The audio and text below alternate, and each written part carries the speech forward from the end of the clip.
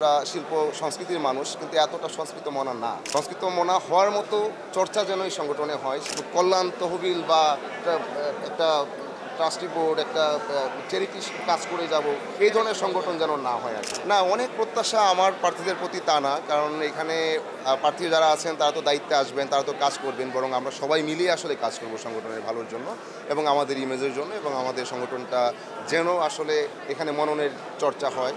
সব মশার বিরুদ্ধে সুরক্ষা দিতে এলো বসুন্ধরা এক্সট্রিম অ্যারোসল। মশার বিরুদ্ধে এক্সট্রিম সুরক্ষা। আমরা এটা আমার সেফ কথাই বলতে পারি যে আমরা শিল্প সংস্কৃতির মানুষ, কিন্তু এতটা সংস্কৃত মনা না।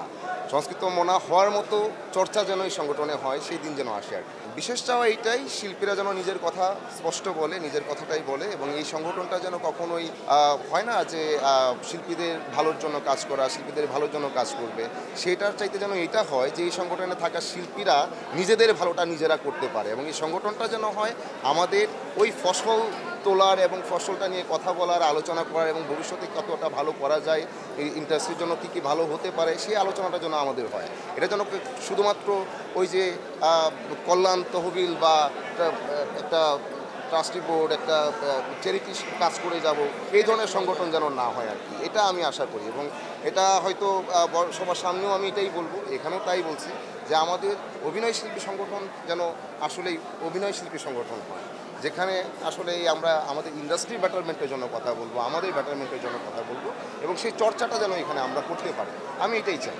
তার যে ঈদ গেল, ঈদের আগে প্রচুর ব্যস্ততা ছিল, সামনে ঈদ, সেই ব্যস্ততা শুরু হবে, এখন দিলে ডালাভাবে শুরু হচ্ছে, আগামী মাসটা বেশি ব্যস্ততা যাবে। ঈদে দাগি দেখলাম অলরেডি, খুবই চমৎকার সিনেমা, বরবাদ দেখবো, জঙ্গলি দেখবো, চক্কর দেখবো।